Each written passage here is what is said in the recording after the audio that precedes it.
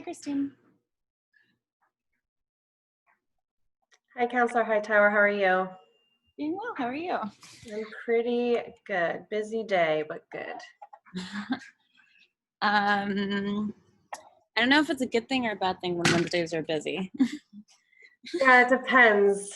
The days certainly go faster, but depends on the work, that's for sure.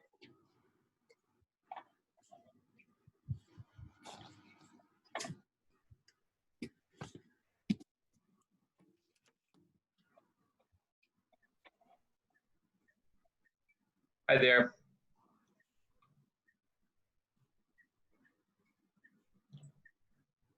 Are we all ready for a Wednesday meeting? I just sent you all an email that with some language I'm going to offer, but I just want to make sure you know that's Oh, okay. 2 seconds ago. So sorry. I confirm that Eileen is joining us. Okay. Right.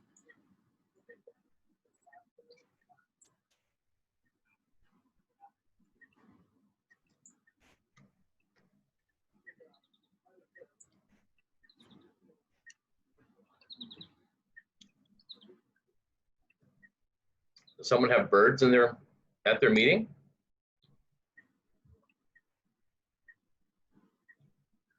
Sounded like birds. Is that the user eye because you're outside? Yeah. Real birds. Nice.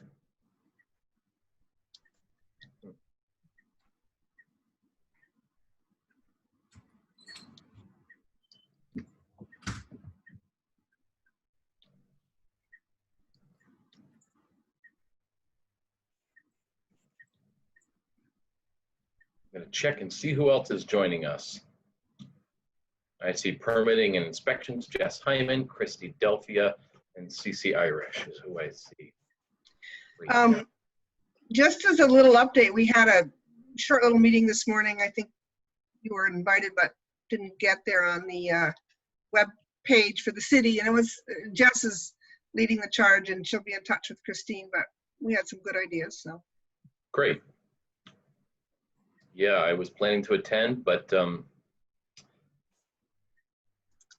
consulting work, sometimes all of a sudden I'm busy. Yeah. So that's the nature of what I do. Yeah. Yeah.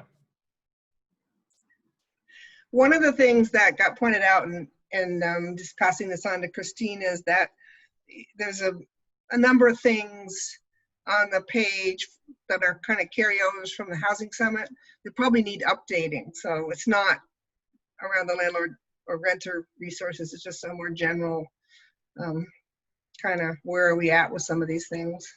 Mm-hmm. And I'm not even sure where we're at with Airbnbs and some of that stuff. So at some future point, we should have that conversation. Definitely.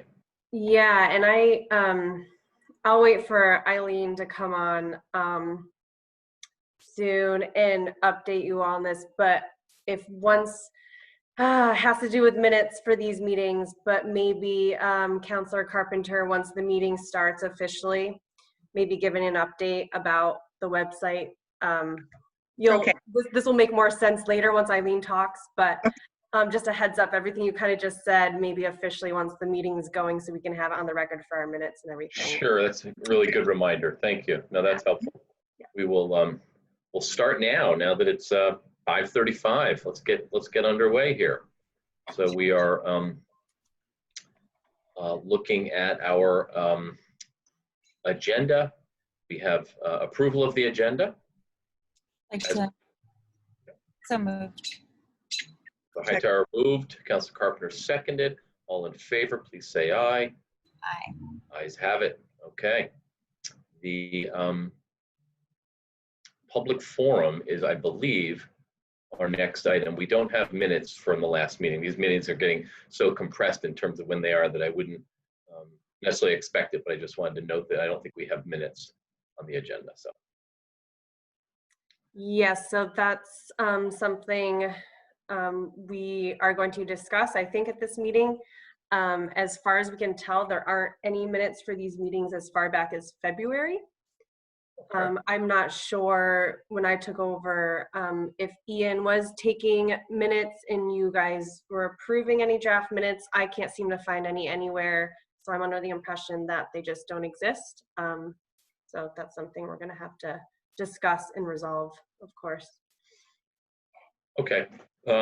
We met once in February. We were supposed to meet a second time. That meeting was canceled due to a family emergency on my end. And then we actually, because of combination of COVID and the election and new committee members coming on, we really didn't meet again until this committee was constituted in April. So but we've had a number of meetings. I have certainly a record of when those meetings occurred. I don't have great notes for them, but we have the memory of my fellow counselors, fellow committee members who can help us fill in some blanks. But we do know what the topics were for sure. And we have focused mostly on just a few issues. So it hasn't been, a broad discussion other than, Housing Board of Review, those issues, security deposit related issues, and then just cause eviction, I think, are really. Do the recordings have the attendees? So that's what we're gonna have to look into. It's something that was just discovered now. There's about 7 or 8 meetings, I believe there's 7 now, that don't have any transcribed minutes. So I'm under the impression they just don't exist. I can't believe that Ian just would have done them and kept them on his laptop or desktop. So we do unfortunately have to go back and transcribe all of those meetings. And as far as if the attendees are displayed, I'm not sure. That's a great question. I hope they are to make things easier. If not, we're just gonna have to do the best we can. Well, what I was going to comment, I think, and my memory could be jogged, we really didn't take action. There was a lot of discussion and kind of,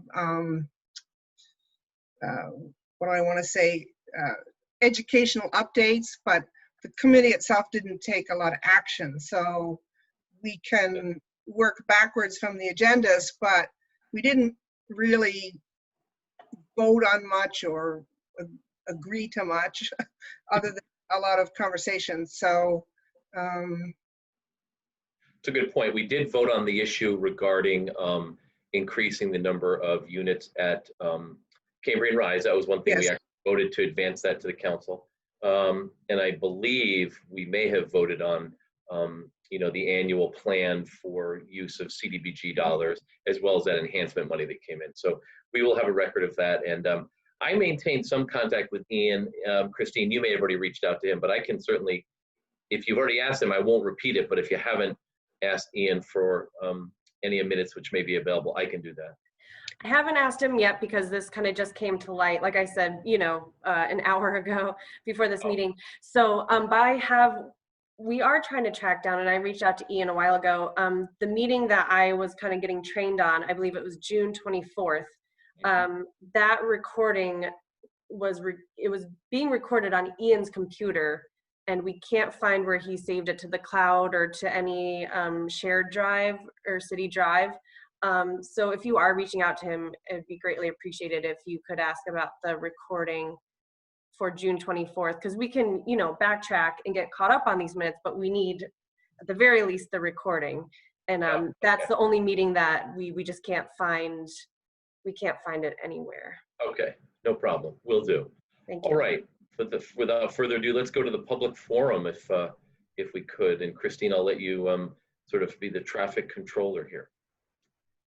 Sure. So I actually don't have anyone who signed up for a public forum ahead of time. Again, if anyone would like to participate, the best thing now would probably just to raise hand function or the chat function. You can always email me as well. But I do not have anyone currently signed up for public forum. We'll give that a minute or two, and we'll re-invite people at some point. But this would be a good time to make comments. I'm looking now at, I think we have 6. Yeah, go ahead. I'm sorry, I saw Eileen just came on. Would you like to have her give you an update? I think that might be important to do kind of first thing here. Yeah, why don't you make her a panelist and we'll Okay. get into that. Yep, that'd be great.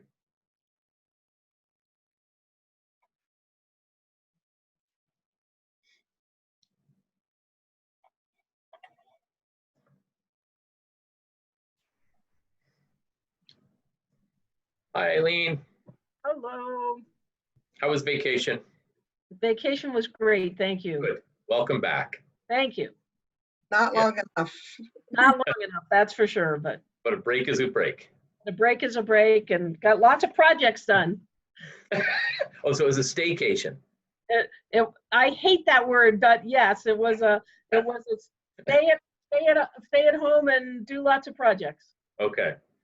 We won't call it that anymore, at least on this meeting. All right. So I think you're aware of what our committee has done so far as far as potential language for inclusion on the special election that will be occurring on the same day as the general election. We have some drafted language. Councilor Carpenter just shared with us some edits she would like to see to that. And why don't we specifically ask if you have looked at it, if you have any immediate questions or concerns that you feel we need to address before we get into it a whole lot.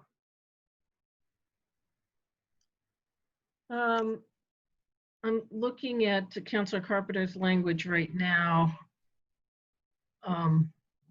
Sarah, do you want to add something before Eileen reviews it, or? Yes, this is more generally, and I'd reach out, and we haven't had a chance to touch base, but I'd asked her more generally is what we're considering, even with the edits,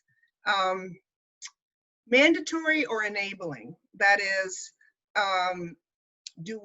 if this is passed by the voters, do we have to do it or are we able to do it? So I was looking for sort of a distinction there.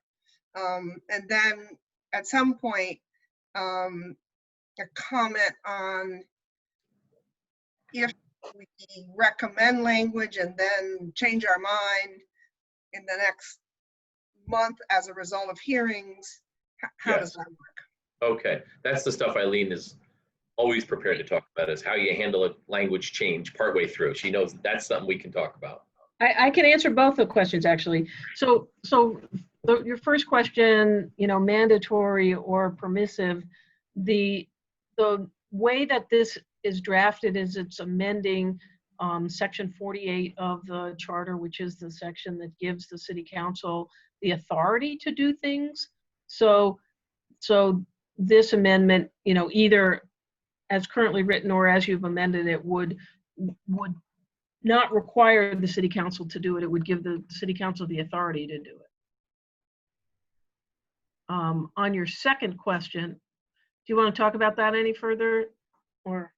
Well, I guess at some point we need that either now or later, because sort of strategically, where are we at in the process? Yeah. So then the second part of the process, the second question was, what would generally happen from here is that, I mean, this is really sort of your process. There is no legal requirement of anything other than that the city council vote to put something on the ballot. So there's not it's really up to the council whether you then send it to the charter change committee. So that's the first step is, and I think historically you've always sent charter changes, at least that's what I've been told, to the charter change committee, or at least in the recent, certainly since I've been here, that's how it's gone. And the charter change committee, looks at it and then decides to send it on to the council, and then the council votes. And once the council votes, then on the charter changes, then there are public hearings on the charter changes that and it'll be on any and all charter changes that are going to the specific election. and those public hearings, the council holds them and takes comments. And if comments are made, changes can be made to the proposals that are going on the ballot, consistent with comments that are made at those public hearings. So the council can't just change its mind, and generally what we do, once you voted, put this on the ballot and it goes out for public hearing, you can't just say, you know, oh, we change our mind on it. What you would have to do is have some comments that you then respond to. And what we've done in the past is, you know, counselors can make comments, staff make comments, members of the public make comments. There are all kinds of different ways, you know, virtually anyone can make a comment, but you get something on the record that indicates something, so that then the council can meet following those public hearings and decide if they want to make any changes. If there So was, really, up until, to clarify then, up until the final reading, the second reading, the council can make any language changes it decides. There's no real second reading. I mean, this is just it's not like an ordinance that has. Oh, maybe I meant final warning. Is that the word? Final warning of the adoption of language? Is that what we're doing? So, there is an initial notice of the initial warning that goes out, and then there's a final warning of the election. There's kind of like a pre-warning that is a warning of the public hearings and saying we're going to hold public hearings on this language. Yeah. And if there are comments made at those hearings by somebody, and then the council can elect to come back and change language or delete question or whatever. Okay, great. And I think we have a timeline that maybe we should just review out loud for each other and for the public. But if we could go over that real quickly about what needs to happen by when in order for this to make it on this ballot. I don't have that at my fingertips, so Okay. maybe you all do. I think we asked for it in the open session a week ago, and Gene said, "Oh, I found an email on this topic," and he sent it out to all of us. So maybe Christine has that and can put it up on the screen if she could. Otherwise, one of us, I will look for it and revisit it. But it was in response to Councilor Freeman perhaps asking you, Eileen, for clarification on deadlines and first warning, final warning, getting on the ballot, and you wrote, "Here's the answer to that." So that was Right. maybe a month and a half ago. It feels Yes, like. exactly. Yep. So I think the first public hearing has to be held sometime. My recollection is that the meeting on the 24th is the last time, and we would have to like warn the public hearing the next day or something. And because the first public hearing has to be held in mid-September and the second one in later September. But the specific dates I just don't have. That sounds right. And you've got a 15-day warning period. Does that sound right? No, I think No. we have a 30-day warning period. Yeah. Oh, you do? Okay. Yeah. Okay. All right. Well, we'll get to you wrote it out in a pretty detailed manner, and I believe we're within that time period. It's tight, but we can still do it. And Councilor Carpenter, you had your hand up, so I'm going to ask you. is there at what point, if any, the go or no go to put it on the ballot? The city council will vote to put it on the ballot or not. And if they vote to, is there a hearing around the process about putting it on the ballot as opposed to the language that is on the ballot? If I'm being clear. No, and I want to be really clear about this, is that if you, for example, when the charter change committee sends something to the council and the council considers and says, yes, we adopt this resolution to put this on the ballot, it's going on the ballot unless the council puts another agenda item on later and says to change it or take it off. There is no second vote. That is the decision, unless after the public hearings, you then take some affirmative action to change it. So that is the one and only vote on most charter changes.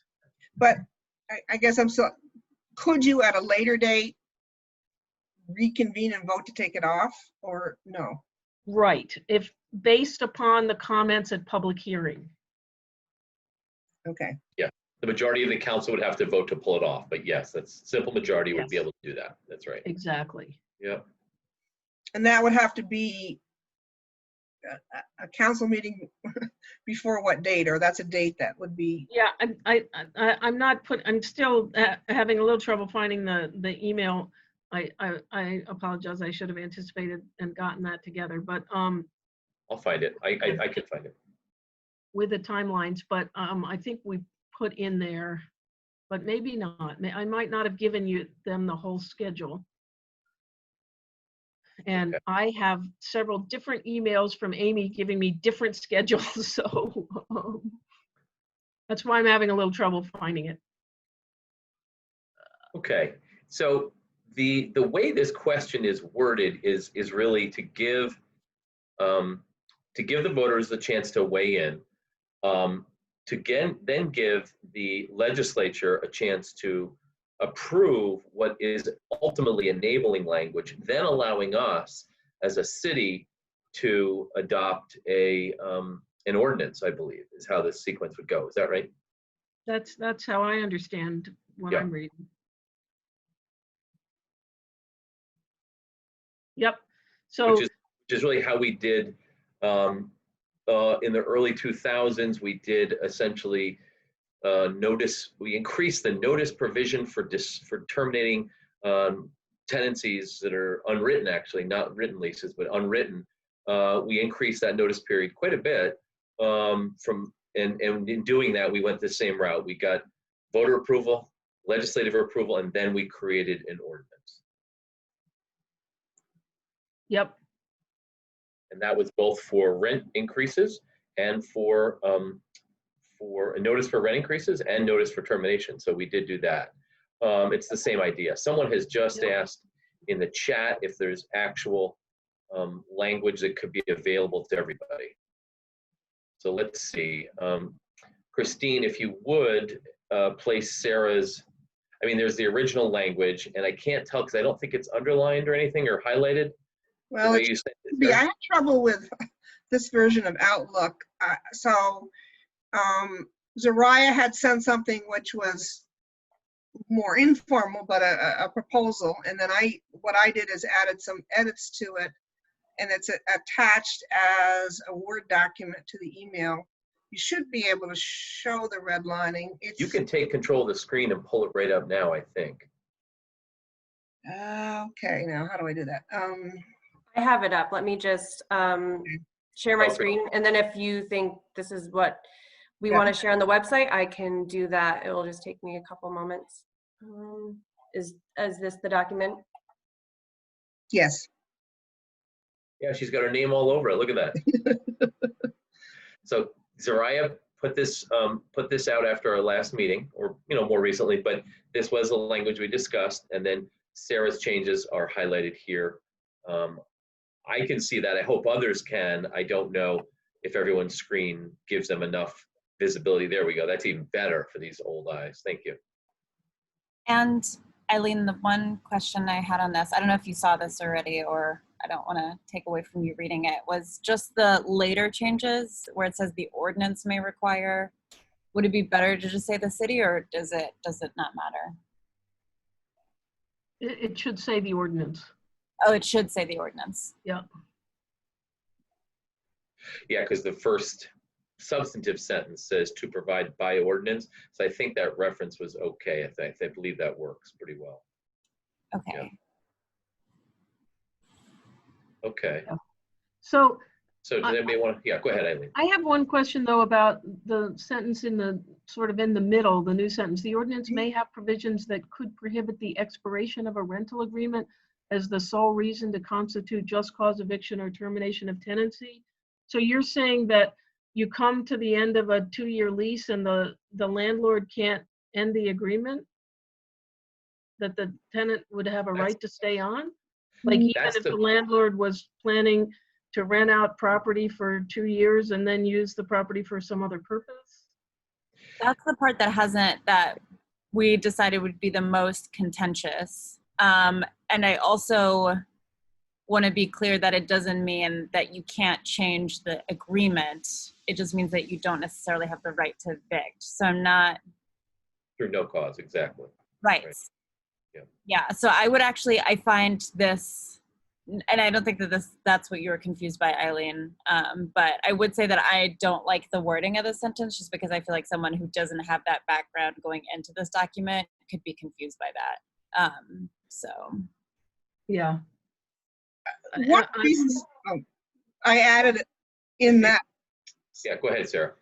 sentence is, it is very confusing. And part of the problem in terms of our process is that we haven't drafted any ordinances. So if you look at ordinances from other, or legislation from other cities and states, there's quite a laundry list of reasons that are just cause. Renting to a family member is still just cause. Renovation is just cause. But what's being proposed or what is being asked is you get to the end of the term and you have no reason. You just don't want to rent it anymore to that tenant. Then that is not just cause. So however this is worded is, I did it last minute, unfortunately. I think we need a statement in there that is clear to the voters that what you are saying is that just ending the agreement for no reason is not a reason for termination of tenancy. You have to have a reason. And then the ordinances have a whole laundry list of reasons, some of which relate to things like breach of lease and non-payment and the obvious things that you would evict tenants for. Other ones include, they could include a foreclosure, they could include a sale of the house, they could include occupancy by a family member. Different ordinances have different reasons under just cause. But the gut is, if you don't have a reason, whatever the reason is, you can't just terminate the tenancy. And that's where I'm struggling with. We haven't got a draft of an ordinance that lists all the reasons or the equivalent of what is just cause. And I could just say that I believe that conversation is an important, lengthy one to have, but it won't be possible to have now. It doesn't, absolutely, in my mind, it doesn't need to happen now, because what we're saying is that is something that will be spelled out when the ordinance language is developed. And so I agree with Councilor Carpenter, and I would probably, we could start debating the different reasons that we think are reasonable, but I think what we're saying right now is we want that flexibility so the ordinance can allow for some latitude, but is also clear that no cause evictions are no longer something, no cause terminations, no cause evictions, just no cause termination of tenancy would no longer be allowed. That's what I think we all want. Yeah, I think that, sorry if I may, I think and I don't think that I have a problem with this fundamentally. I think it's just like I think the sentence is confusing. So I'm not saying that it shouldn't be in there. So I think if we want to have a sampling of things that are like, oh, and this is what we understand to like not be included in just cause, that it would be a little bit more like what we said, this is what we understand to be included in just cause. I do think just cause is a little bit more, so I don't know if it's something like, you know, like after non-payment of rent, and then we say, well, like unjust or not just cause, or things that do not, I don't, just either that we list a few more examples, because otherwise it feels like, I don't feel like somebody reading this would necessarily know what we mean, and it may just sound like you have to continue rental agreements past, like as they are past the expiration of the agreement, and I don't want that to be the only thing that we talk about in terms of being not just cause. Yeah, I understand. I think that's a good point. That's a very point well taken. And I do hear what Councilor Carpenter is trying to do with that. Eileen, sometimes you have a way of looking at this stuff and saying, did you want to say this? And here's a simpler way to say it. Are you coming to that kind of epiphany for us right now? I don't have that epiphany for you. I'm thinking about whether I can come up with something to help you. I saw the thinking gear going, so I just wanted to see if we reached that point. Okay. Sarah, you had your hand up. Again, I'm limited in my research, but the reality is if you get to the end of a term of an agreement, and you, the tenant, has abided by the agreement, you get the right to stay. And that's the point I'm trying to make. Whether the landlord likes you or doesn't like you, if you've abided by the agreement and law and everything else, you get the right to stay there. So we need to explain that in some fashion.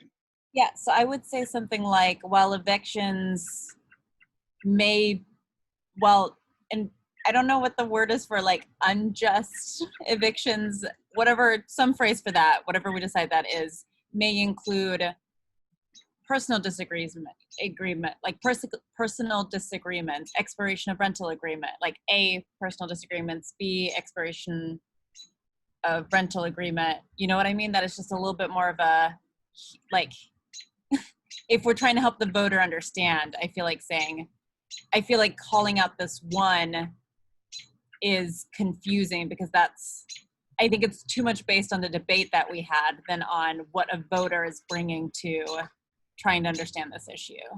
Mm-hmm.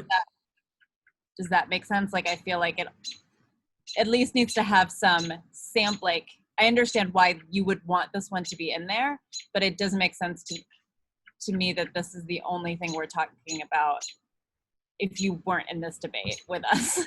Yeah, no, you're right. It's insider baseball related, but it is totally, because before that, what we say is, here's what just cause may include. And I think what Councilor Carpenter was trying to do here is to make it clear that just because you've reached the end of your rental agreement, that is not grounds for termination. Is that right, Sarah? That's all you're trying to say? So maybe we just get really simple and include it in the list. Although that's a list of what is just cause. We're looking for what isn't just cause. That's what this sentence tries to do, right? Maybe just cause shall not be blah, blah, blah. I don't know.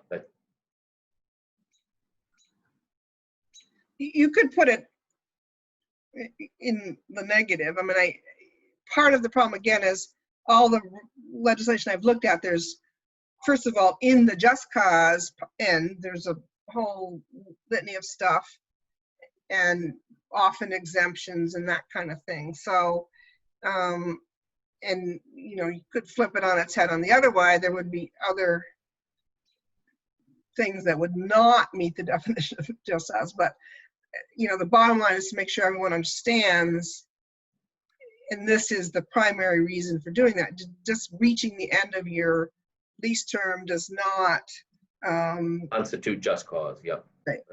Yep. And I mean, I tried to use, or we can, you know, as may, which is, there may be other provisions, but. Yeah. So you just sent something. Oh, here we go. XXX. Let's see. You added. I see.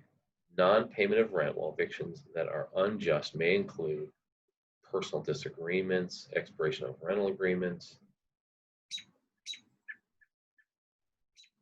Sorry, this is also on the fly. I'm just trying to combat if we're trying to give a sampling of, oh, and this is what we consider unjust, like voters, then I'm trying to think of what are some of the things that we would all agree would be, and was trying to think back to the legal aid presentation. Yeah. I mean, I see what you're saying, and that's why I added but not limited to on the top end. And on the bottom end, I was trying to say it wouldn't, all of that's going to have to be fleshed out in an ordinance, but the question that we get the most question about is, what if I just want to stop renting my apartment to that person? And, you know, in the ordinances I've seen, and that's where I said sole reason for, you know, termination, as opposed to you could have other reasons. I just don't want to rent to that person anymore. And, you know, we've heard all the pros and cons of people or certain landlords over the years have used that for discriminatory reasons, etc.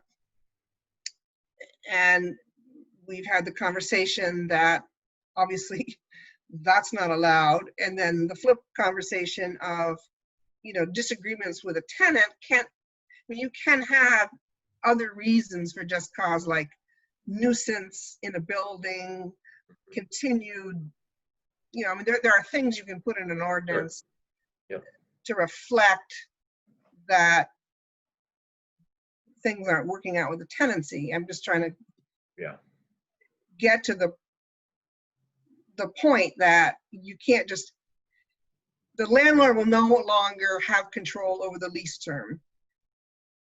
And then there's the unless. But why is that the only point that you're trying to make? Why is that, why are you, I don't understand why that is the one point that we're pulling out for the charter language. Because it's the point that I find everybody is asking the most questions about. Does that mean I have a lease with a tenant? The tenant's perfectly fine, but I've decided to rent my apartment to my best friend's daughter. Can I terminate the lease? And under just cause, the answer is no. You can't rent it to your best friend's daughter. You got to continue to the tenant if the tenant wants to remain. You know, if I want to, you know, those are the kind of questions I think I'm getting the most question about. So I'm trying to be clear that the landlord does not have open-ended control over whom he can rent to. Right, but my concern is that that is such a, to me, that's like when we're having the ranked choice voting debate, that to me would be like asking in the question, like something about whether we should be using this type of like ranked choice or this type of like instant, like, I feel like that's adding a lot of nuance that you can't, it's taking the hardest question in the conversation and making that like, you know, I'm not saying that it shouldn't be in there, but again, I guess it's like, sorry, I'm walking over myself now, but it's like the way that I rewrote it, it's still in there without someone who doesn't know the debate being confused as to what that's trying to say and why it's in there. I get it, yeah. I looked at a couple of different things, and they were more websites than anything else. You know, they had sort of a definition of just cause in more plain language. Mm-hmm. And, you know, maybe that's more what we're missing is we're saying the city or the ordinance has the right to require a cause. And part of the problem is we're using just cause versus no cause, and they're used differently by different jurisdictions. I mean, what we're saying is you have to have a cause to end a tenancy, terminate a tenancy. And the causes are all the usual set of causes. And then, but one of the non-causes is just plain taking back control of the property, probably with some exceptions like family members or bank foreclosure or something like that. So I don't know. I can't tell if we're disagreeing or not. Well, we are, but we're not. I don't think. I just think that I want us to be very clear that at the end of the day, the landlord will need to continue to rent to the tenant unless they have a reason for terminating it. And the reasons are limited to the whole list, not paying rent, material breach of the rental agreement, state law. The ones I've looked at have a lot of other, they have nuisance, drug dealing, they add a whole bunch of stuff in there as reasons that equal just cause. Right. So, I don't think we need to have an exhaustive list, but right. I guess, can you tell me, because my language has yours in there, which includes, all right, just limit it down to expiration of rental agreement. Is that? Oh, let me look at, maybe I'm not looking at your language. Did you? What does it say? That's what I was thinking. Maybe we could just say, just cause shall not include expiration of rental agreement, period. That's that simple, right?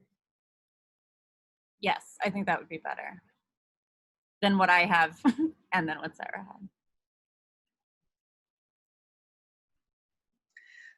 I'm fine with that. Yeah, go ahead, Sarah. I wanted to ask Eileen something, so go ahead. Yeah, but I was trying to put it in the with the permissive verb, so. I was trying to write it as a can as opposed to. Yeah, no, I get that. And Eileen, do you think that asking this or putting this in the question is helpful to the average voter who reads it? That's what we're trying to do, is make it so it's clear, and that when people are discussing this, over the dining room table or whatever, they know what they're actually discussing and debating.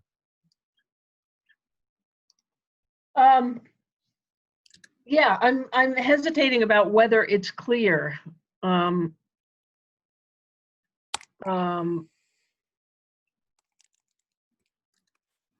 Because the problem is it's saying that it's to provide by ordinance protections for residential tenants from eviction without just cause.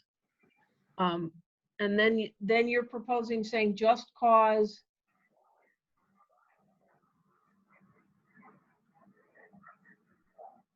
How did you phrase it, Brian? Just cause would not include. It shall not include the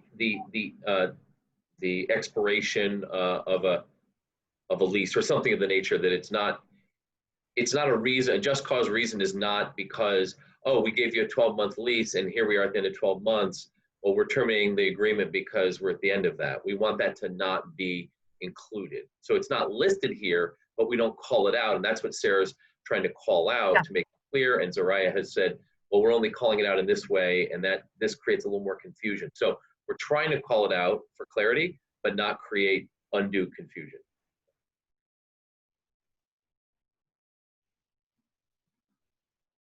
And I think a comment that was sent to us by Jess Hyman is an important one, that most people don't know the difference between termination of a tenancy and eviction, which really are, they're different. And legal aid made that clear to us what the difference is.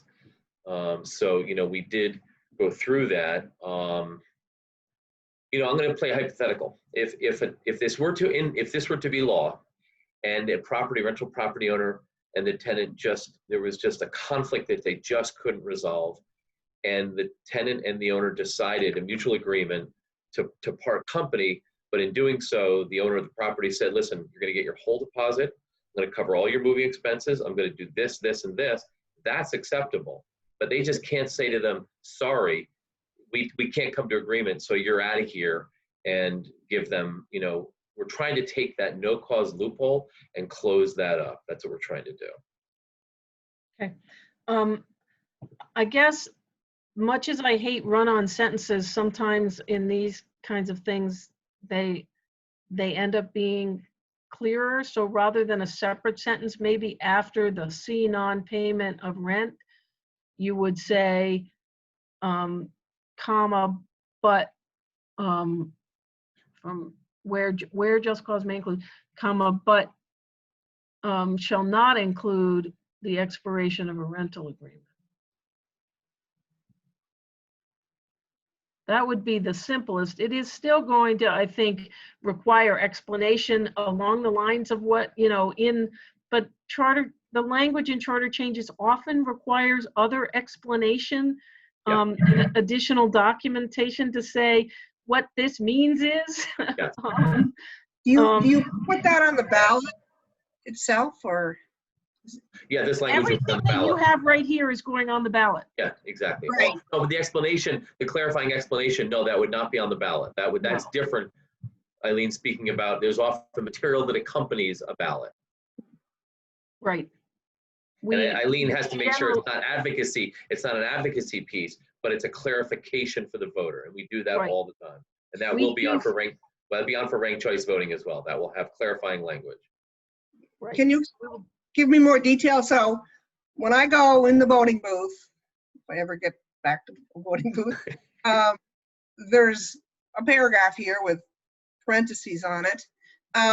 But will there be additional language? Both can there be, or will there be? When you go in the voting booth, your question is a little complicated, but let's assume that you all agree that as written right now, this is saying this entire language goes on the ballot. We do have a little thing that allows us to do short form questions. So we could shorten it, but we can't add anything to it once you have voted on that. And we often come back to you after the public hearings and everything and say, how about if we put this short form on just to save space or money on the ballot or something? Putting that issue aside, if this question goes on the ballot, then there is no other information in the voting booth. You aren't allowed any other anythings in the voting booth. Okay. But what we often have is packets of information outside the voting booths and posted on websites and, sent out to people about the questions to explain. Like we often do like frequently asked questions, So you could do a frequently asked question that says, what does it mean that just cause does not include expiration of the rental agreement? And then there could be a multi-sentence explanation and or examples.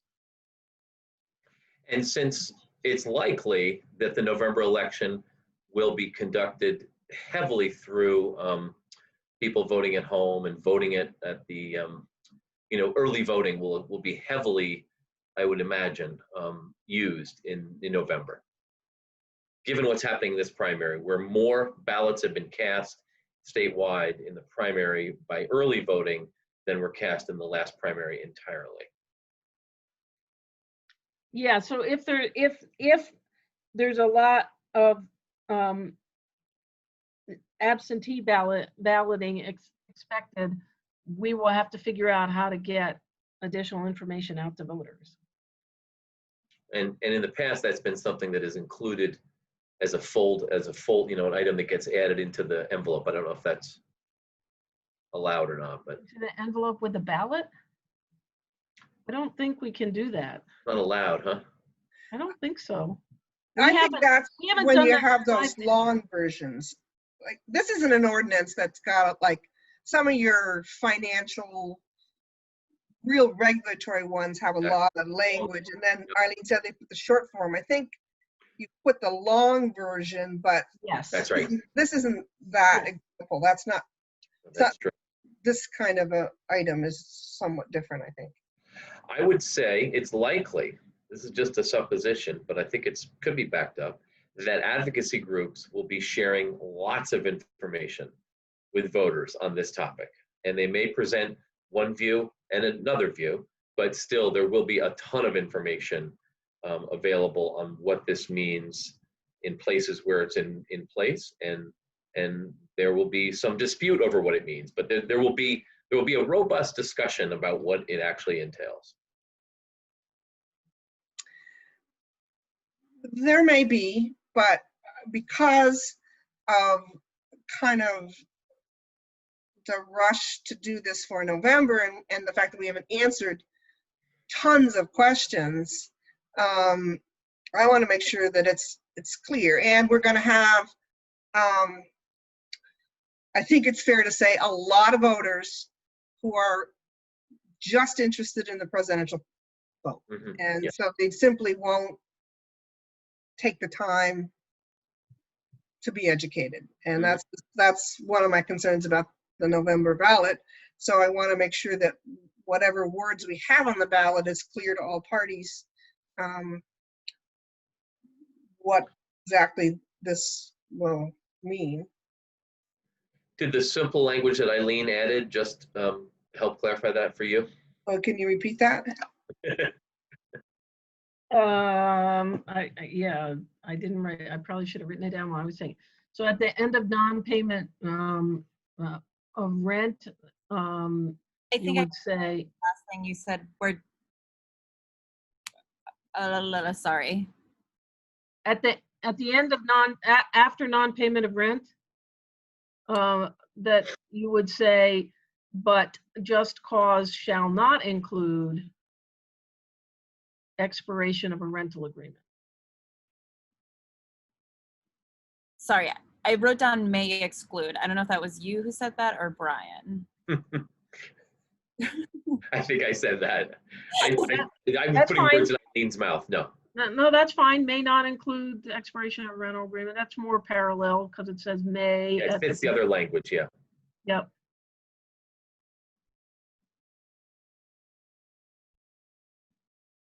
It leaves out the concept of termination of the tenancy, but The I only think reason that's I added that, and I don't know if we can add up front, a lot of people don't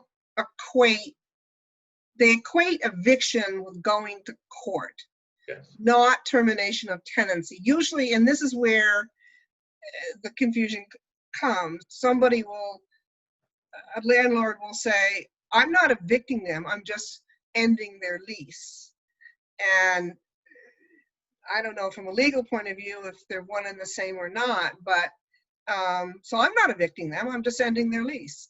So I was trying to make those two actions, because in fact they are the same action, really. Eviction usually connotes a proactive, like you've written them a letter to leave, so to speak. ending the tenancy ends their legal rights, but you have to do the eviction is the process by which you physically get the tenant out. Yeah. Right. That's the difference between the Yeah. two. Okay. I think we're getting some clarity. I know it feels a little muddy, but I feel like I see a lot less mud and a little more clarity. How about the rest of you? I sent an email and I think I rewrote the beginning and put it in the comments so panelists and attendees could see it. I also sent an email just because I took a quick pass at shortening some of the language. I just don't remember ever seeing a charter change question that was quite this long, but I also haven't been voting in Burlington for that long. Well, we've had charter change questions that would be multi-pages, and that's when we do a short form question. Because sometimes we're changing like multiple sections of the charter all at once. Mm-hmm. Well, I took a pass at another thing of the thing. One of the other things I agreed it was Jessica Hyman asked that we change the language from the ordinance may also set a maximum. We had written that differently, and she thought it'd be better to say a rent increase percentage rather than we had it much more wordy than that. Yeah. So changing that. Mariah, did you email something to us or? Just now, yep, we just got it. Yes. Okay. And then on the, Sarah, I think you added some words on like that they don't have to provide just cause, but also other, potentially other types of landlord-tenant relationship laws. Yeah, I just added that in. I didn't even talk about it. I just was thinking, and this is a question for Eileen, that if we're going to require the landlords to provide notice of just cause, we might as well require them to do a few other things. and other, you know, all the rental rights, really. So I don't know if we have to ask permission for that or whether we can do that now. That I just toss that in there only because if we're going to vote or have an ordinance that says you, the landlord, must give your tenant notice of landlord-tenant law, that we'd want to have the permission to add in various other things, like, you know, that's all I was, we didn't talk about it at all. I just was trying to get at, do we need permission to do that? From a legal perspective, I don't know that this charter change would have to say that would have to give explicit permission that you can require landlords to provide notice of your ordinance. I would think that's within the penumbra of what the ordinance could require. Okay. I don't know what you mean by other legal background, so depending on what. Well, I think where we were going with this, and this is a little off topic, is we want to require landlords to give out certain information to their tenants. Like they have to give out the lead law stuff. Well, we would like to ask them, would you give out reference to landlord tenant law? Would you point people to certain statutes? I mean, and we can ask that voluntarily, but the question is, can we in fact require landlords to provide information to tenants, like similar to what we do with the lead law? And my question is, do we have to ask permission to do it, or can we just do it? And if we can just do it, then it doesn't have to be here at all. Well, I mean, I think you can do it in relation to the topics that you have a right to regulate, but not in relation to other topics. So you would have to get authority. Okay. To well, that's what I sort of thought. If we're going to ask landlords to, I mean, we could limit it just to just cause, but on this topic, it seems a missed opportunity. If we're going to require landlords to provide notice of just cause, shouldn't we also ask them to provide notice on notice periods and housing board of review, and there's a bunch of other things that they might as well tell the tenant about if they're going to tell them about this provision. Some of those that you might already have the authority to do. I'd have to look, but we may. This is a little open-ended. It was more just because it was going to be a requirement of the landlords, I wanted to be sure we could require them to provide information more generally on landlord-tenant law.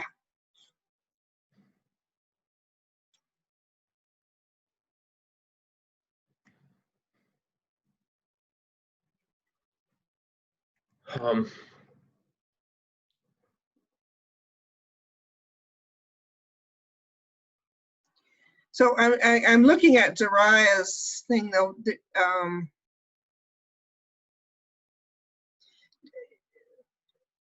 You didn't put anything, I guess I'm confused now, about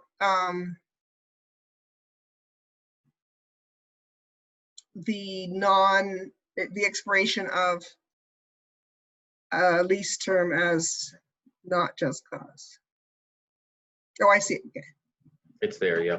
Yep.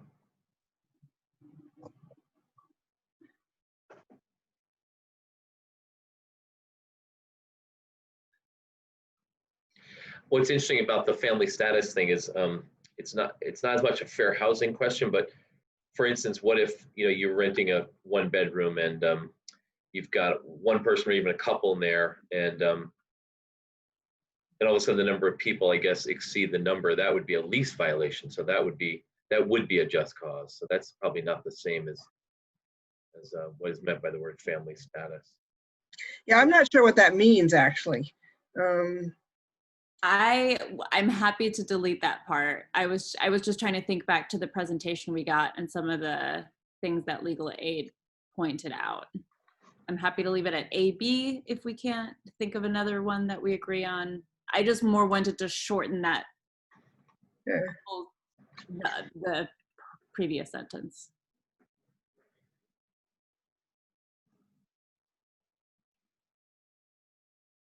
Yeah, I think, what's the word?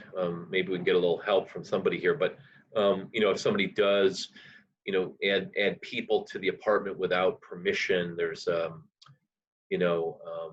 not on the lease, I guess all that would be considered a material breach of the lease, I think. So I think that would be grounds that would be a just cause, I believe. Yeah, Right? I believe so. I mean, maybe another lawyer can.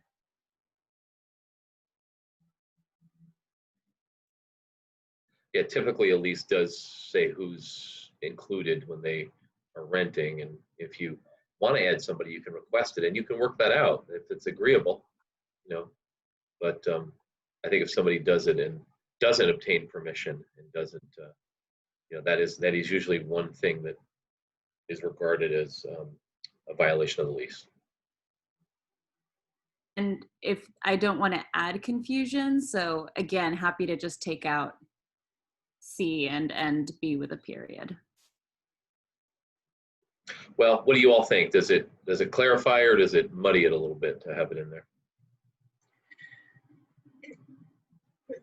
I think it muddies a little bit, only because then like just now, we've had to sort of explain it. And I mean, I don't think, I think that's true. I think it's confusing the way it's worded to have that in there. I agree. And I think having the two examples may be enough, that like personal disagreements and expiration of rental agreement is probably enough example to get an understanding of what we mean with not just cause. Yeah. It's been asked what authority the council really needs here, and the answer is we have none of the authority to regulate this issue without the legislature. So that's why we're bringing this issue as a charter change. We do not have the authority on this question, and we've made that determination because we've had legal review that has made it clear to us, confirmed what we suppose, which is there is no local authority granted already. And Vermont law works that way. If you don't have the authority specifically, you have to go get it. And assuming that, I think maybe Stephen's question was more asking, are we asking for more than we need? And I think, I don't know if you were on some of the other calls, but I think we're trying to make sure we're not asking for a blank check. So trying to be a little bit more specific about is the reason that we're putting some of this language in, is trying to be a little bit more specific for both the voters and the state of what we're asking for. That's a good clarification, thanks. Well, do you, I don't know, what do you want to do now? We're at 6:35 on my watch, and can I ask, Zariah, you added rent increase percentage. Why did you add percentage?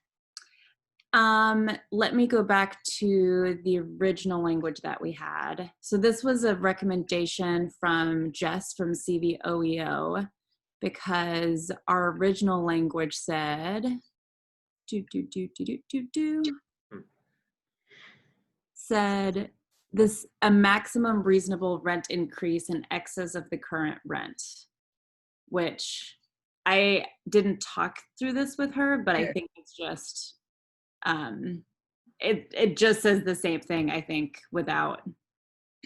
And I would just eliminate percentage, because a maximum rent increase, again, there'll be a whole litany of how you get to the increase. And for example, if you're doing a major renovation, I mean, you could have a 25% increase, but generally without that, you might want a 7% increase. So I would just drop percentage only because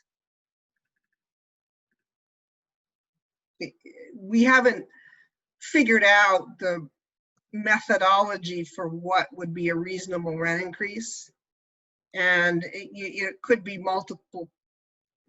Like if you haven't done anything to the house, you get this much, but if you did something else, you get that much. Or yeah, I understand what I think so I'm editing a few things. I took out C and I took out the word percentage so far in what I last sent. I see your point.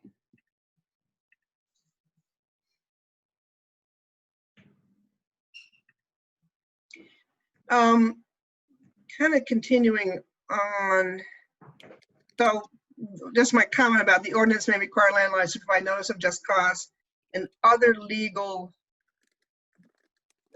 and background is fine. I just want to make sure that's capturing the right word, which is we would like permission to potentially require the landlords to include a number of informational pieces around landlord-tenant law, really. I think that's what we discussed, although we haven't had much conversation about it. Yeah, so I just Eileen, want to make sure that term legal background is captured. Not sure that's the right word. I mean, I think legal requirements would be better. Okay, yeah, that makes sense. That's what we're getting at. It's just what are the legal requirements of landlords and tenants? And we've heard this since last year when CEDO first issued this report in response to the council resolution about renter protections. Was there's so much that people don't know, both tenants and rental property owners, but really largely tenants are in the dark, that we have to raise awareness of what is available to them. In order for rights to be real, to be able to exercise rights, you have to know they exist, what protections you have. And that the idea here is that if we have,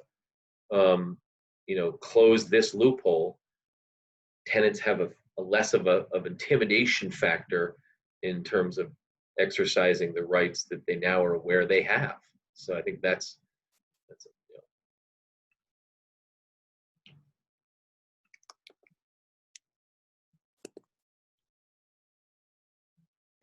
Is that new language we just got, Zoraya, that you just? I sent you a new email and a new chat message so the attendees can see it as well with what we just talked about.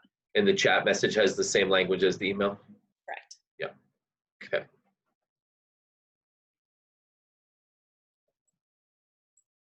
I'm just going to read it. So, sorry, I'll just stare into the screen for about a minute or two.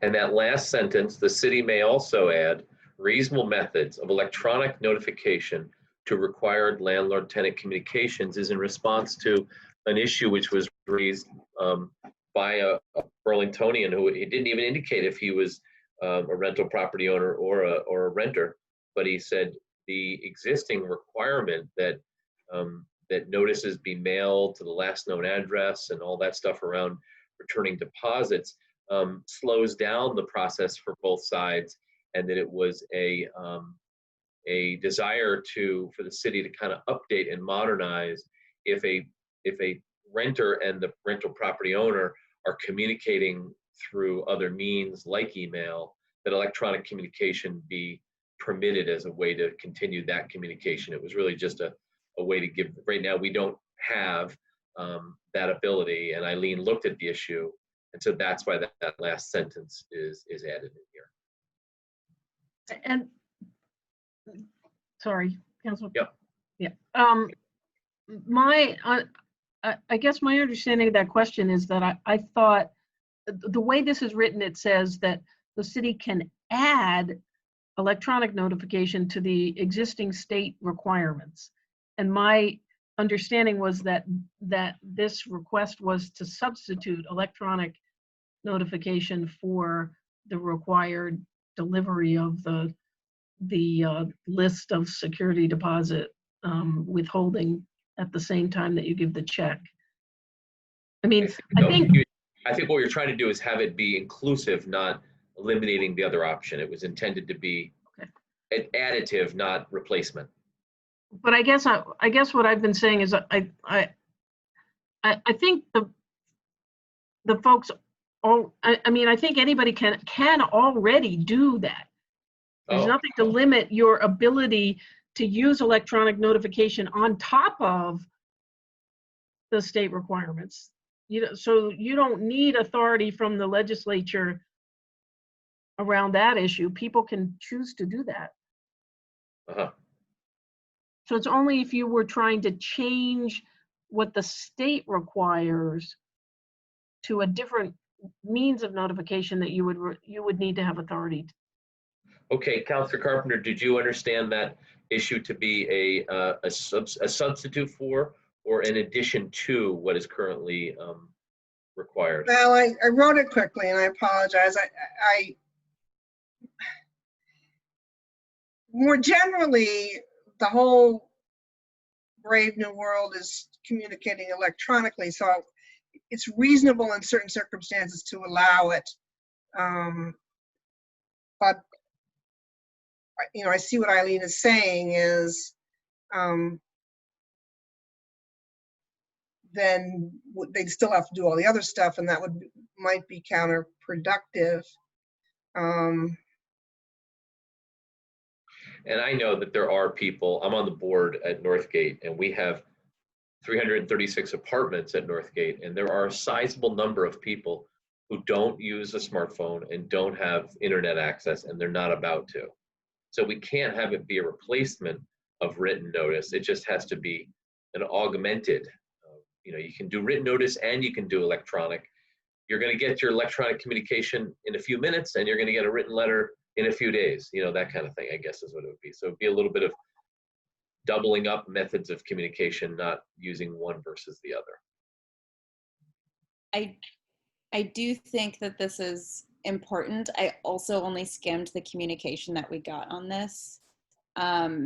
And we haven't actually heard from anyone about this. I understand the desire to put the two together because charter changes are frustrating, and why go through two when you could do one? But I wonder if it makes sense to have this in here, given that we seem to be unsure of what.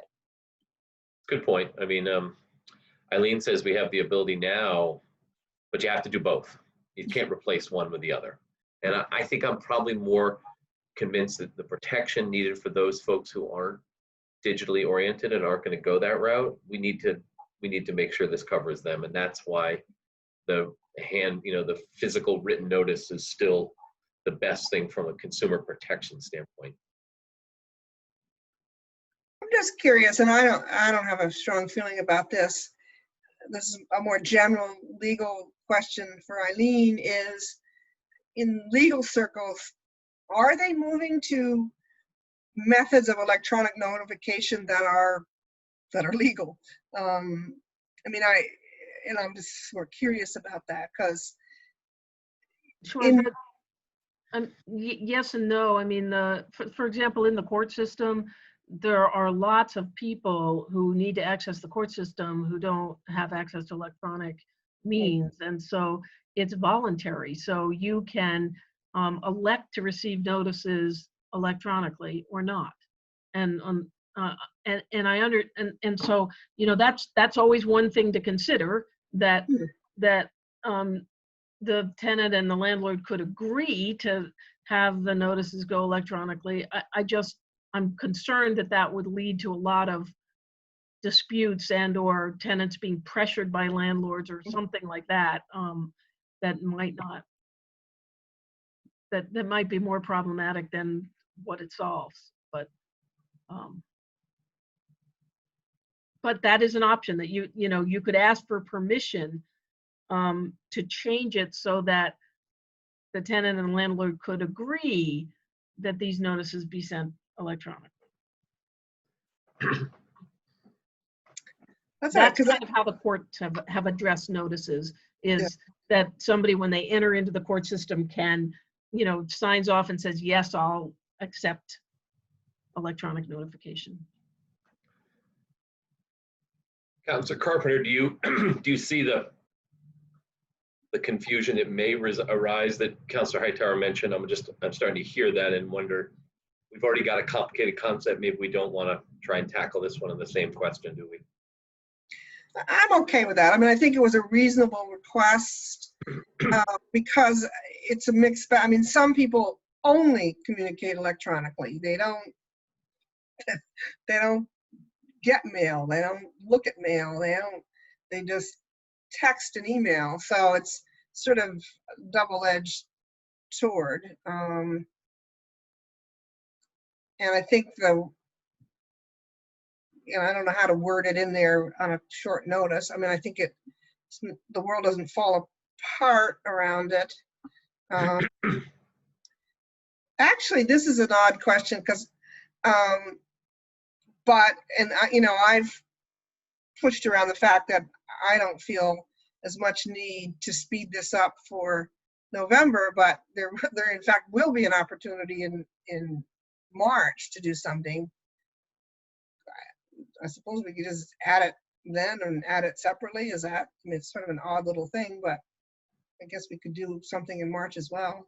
There's not as much thought would go into this. I mean, it's pretty straightforward kind of issue. So I suppose we could just do it separately. Well, let's do that. I think I would support taking it out for now, keeping the language as simple as we can. I do like the other language that was added around providing notification about what rights and responsibilities there are. I think that's really an important piece. I think that'll garner a lot of support. Okay. Yeah.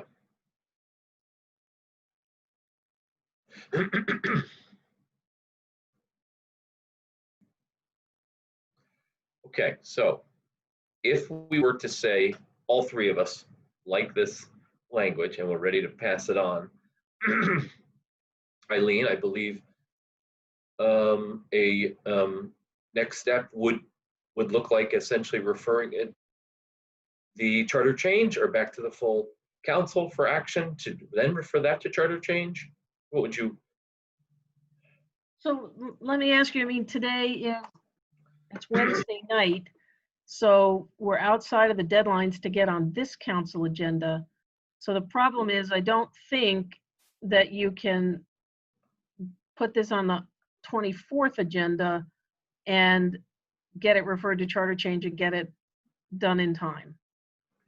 Can the committee take it on without us putting it through council action? Could the committee still decide to take it up? I guess that's a city council rules issue, and I mean, the last resolution you had about committee operations is that you're not supposed to be taking up things that haven't been referred from the council, but that was a couple of councils ago that resolution went through. Two things. This more general issue, I believe, correct me if I'm wrong, Brian, was part of a package of things that the council, I think, asked CDNR to look at. That's sort of one thing. Then, so we've now arrived at this. There have been things that leap right over the city council and go to charter without going to sort of I always call it a committee of jurisdiction, but whatever you want to call it, and which is unfortunate, but I think it's happened that way. So so that's just asking the question, if charter agreed to look at it, can we ask them to look at it? Let me put it that way, I guess is. Is anyone aware of their last meeting, whether this came up at their last meeting? I think Their last meeting was canceled, which was supposed to be, I think, on the 29th. I Yep. think they're on the schedule to meet every 3 weeks. And don't question my math, but I think that puts them in the late teens, early tweens oh, for the next meeting, but I'm not sure. so essentially the the deadline for council action to do the first warning is the August 24th meeting. That's something we're certain of. This, you know, it is only August 5th. So we do have, you know, if we have the desire, and I do personally, and I think I can say that all of us would like to see some level of action, and that would be for the committee to take it up sooner, and maybe they just, you know, adjust their schedule in order to get it before them in time to bring it to a vote on for first warning on the 24th of August.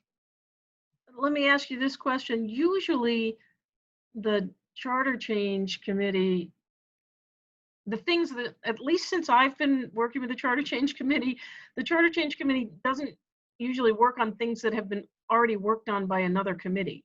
Right. So I guess I'm just wondering, why not just go to the council with this? Why go to the charter change committee? Because you're right. We thought that was a step that was kind of a gatekeeping process. And if it's not really there and it's the gate open, then we should just go right through it. I mean, I just think given the, you know, given the Timing. timeline, if you're trying to press for November, you probably ought to just say, hey, you know, we want to skip the charter change committee and just go directly to the council. I don't know. If you're going to run into a problem, I mean, I guess here are the options I see.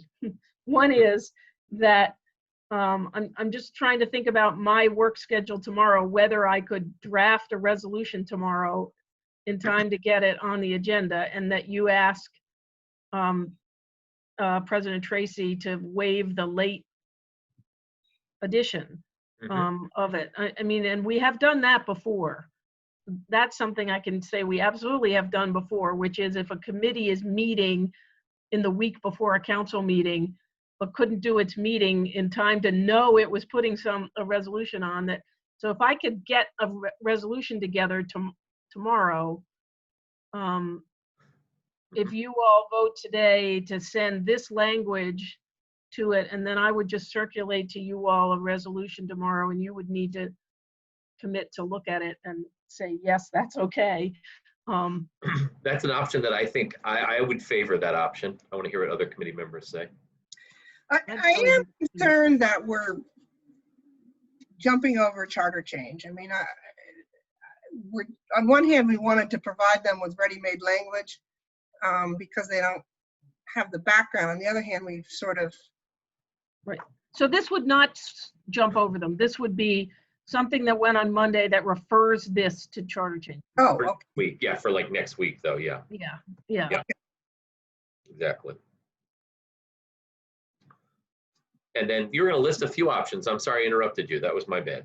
Okay, so one is that we rush around and we do a resolution that refers it to Charter Change Committee on Monday. The second is that we do a resolution for the 24th that says, given the timing of everything and the fact that this charter language, we ask that the rules be waived and the council, you know, put this on the ballot without it. The third is that you ask the Charter Change Committee whether or not they would be willing to meet and consider this in time for the 24th. I guess Okay. those are the three suggestions. I'd probably lean towards the first two, Brian. Yeah. Councilor Pine. You know, why don't I just try to I get can a send you some. I resolution. can send you some whereas language, and then the That'd be very helpful. yeah. Oddly enough, I only save a few folders. The one folder I saved from literally the 1980s is called Just Cause Eviction. I have language from 32 years ago. Could that be right? Yeah. Oh, yeah. Whew. It was That would March of '88. We got approval from the voters to bring this something forward, and we brought forward real language in November of '88. I did it recently and looked into it, so I have some language. That will be, if you get me that, then I'm sure we can, that was really what I was trying to figure out, is how I was going to pull together the whereas clauses, so. Yeah. The resolve clause is fairly straightforward. You do too, Zariah? You said you have some? No, I said you may have to update some stats. Oh, definitely. Oh, yeah. Yeah. Oh, okay. Well, I mean, it can be hopefully pretty simple. It will be, exactly. No, it will be very simple. Yeah. What that one originally referenced was the other communities that had enacted something along these lines to say, you know, as Hartford and San Francisco, New York have already adopted protections of this nature, you know, went on like that, but yeah. We've got enough information, I think, between the CEDO report and the Vermont Legal Aid report that will really, I think, help us. And I think, you know, I understand the caution around timing and urgency in March versus November. I do think we do have an obligation to bring stuff forward that will generate a lot of public debate and public interest. And I do think that this one will. And I've always believed that, you know, the largest number of people who engage in an issue and a topic is better, obviously, because I think the more the more representative, generally speaking. And there will be people who will skip this one entirely when it comes to the ballot, because it will be a standalone ballot with ranked choice voting. So I guess we proceed according to that plan. What I would suggest is that you should have a motion to ask the city attorney to prepare a resolution containing the language you've agreed on, and referring it to the charter, to go to the council on Monday to refer it to the charter change committee. Okay, and my only question is, do you need to massage, like, should we say in substantially equivalent language or something like that, so that, like, if you look at it tomorrow and say, ooh, this needs a little tweaking, we don't have to then No, I would intend to send this forward as you've now done it, given that you guys have wordsmithed it. Okay. Because we can always, the charter change committee can then. Yes, that's right. Yeah, that's right. The Charter Change Committee can change this Again, yep. again. So if any one of us has a concern, we could lobby that committee for additional changes in wording, right? Yeah. Yes. Is there a motion? Is anyone willing to make a motion that similar to the one that Attorney Blackwood just recommended? I can try. I'll move to ask the city attorney to draft a resolution for the council, given the language just provided and discussed, to be referred to charter change? Question mark. You got it. That's good. Is there a second to that? Can the committee chair second it, Eileen? Yes. I would second that. Yeah. Okay. Sorry, do I have, what was motion is by Councilor Hightower, second by Councilor Pine? Yep. Thank you. And further discussion on that before we vote? Okay. All in favor, please say aye. Aye. Aye. Any opposed? Okay, the ayes appear to have it. The ayes do have it. Thank you. I think we have our next steps kind of laid out for us here. We've already gone through that. We are moving forward, and there will be still some opportunity for language changes going forward. Nothing is set in stone, but it's it's maybe wet concrete now, and it's going to start drying. So yeah, the curing process, here we're in. Right, is there further business that you all want to attend to tonight, or would you like to call this an evening? Just in our earlier chit chat before we started the meeting officially, had just given 2 updates. One is that and I'm sort of repeating myself, but that the Fair Housing Committee is in fact working on recommendations for a series of bits of information on renter resources to be put on the city website. So I just want to make sure that's on the record. And CVOEO is actually taking the lead, and Jess is going to communicate, or the committee is going to massage it more, and then Jess will be working with Christine on kind of how we can make that happen. Great.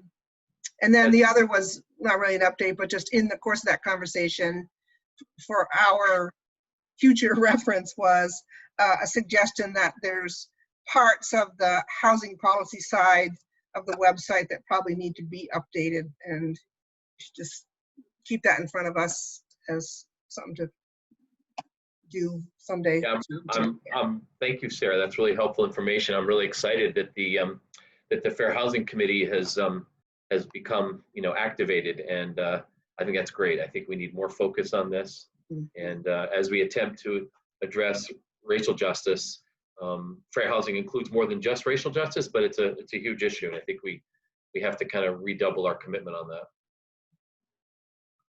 So thank you. Okay, this is just, and I don't know at what point, we got a lot of work ahead of us. You want to take from us, or how we're going to look at sort of future agenda items too. And we don't have to decide that tonight, but maybe you can poll us, or we should put together a list. Let's start just, I know Eileen's always careful about how much we communicate as a committee through email, right? Well, it's more to get what are future agenda items, and I just don't know. We never really decided on a work plan, and I don't know. I just want us to sort of think about that. Eileen, do you have suggestions for how to have that? You're allowed to have discussions about your agenda, the schedule. The problem is you got to be really careful not to get into any discussion about the substance of those items. But you can say, I would like this topic I think we should take up this topic. Oh, okay.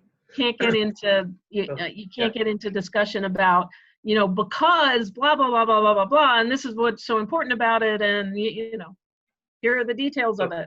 Yeah. So if I said, Zariah and Sarah, I want your top 5, Zariah's greatest hits, Sarah's greatest hits, we could get that, and then we could work with that. Yes. Yeah. Okay.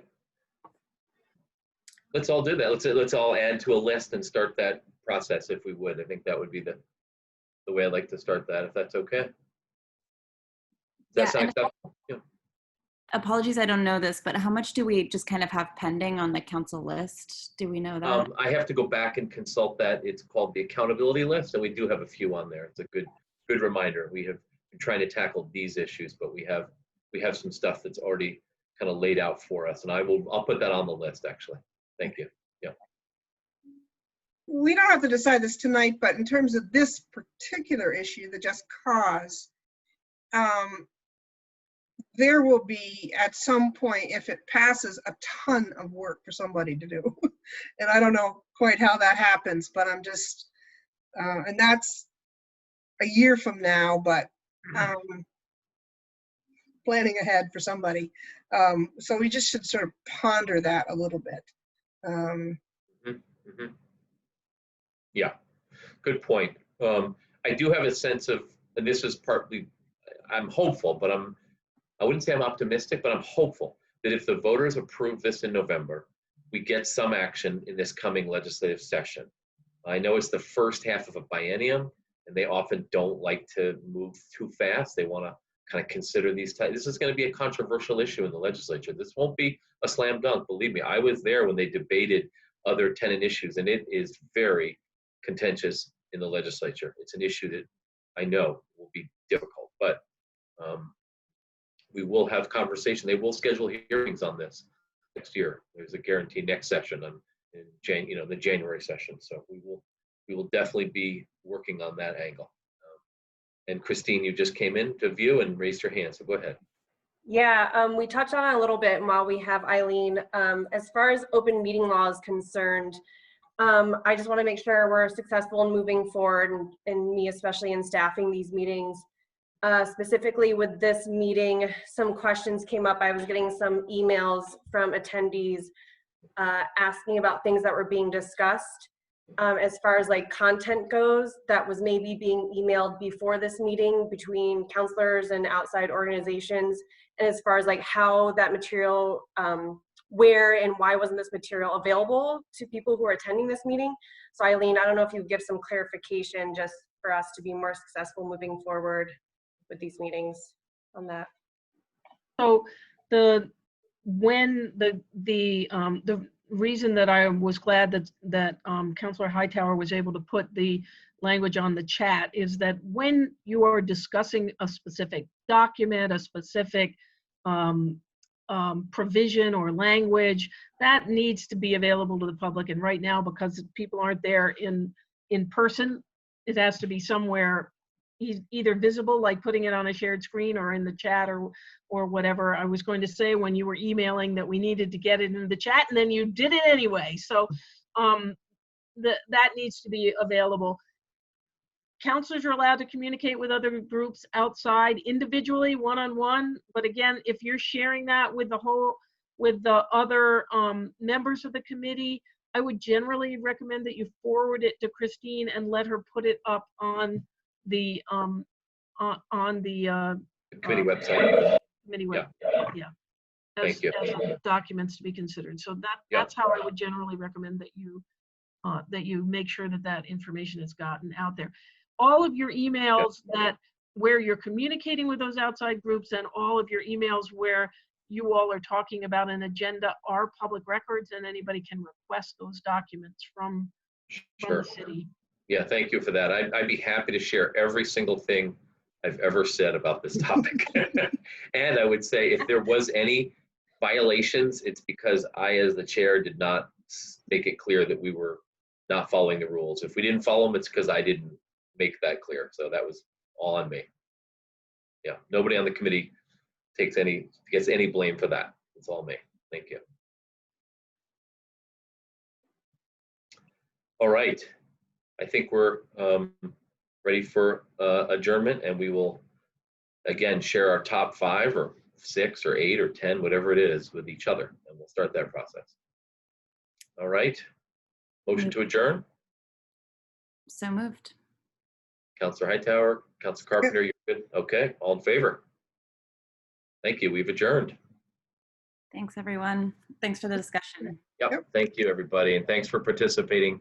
Those who are on as participant or as guests or whatever. Thank you. Bye-bye.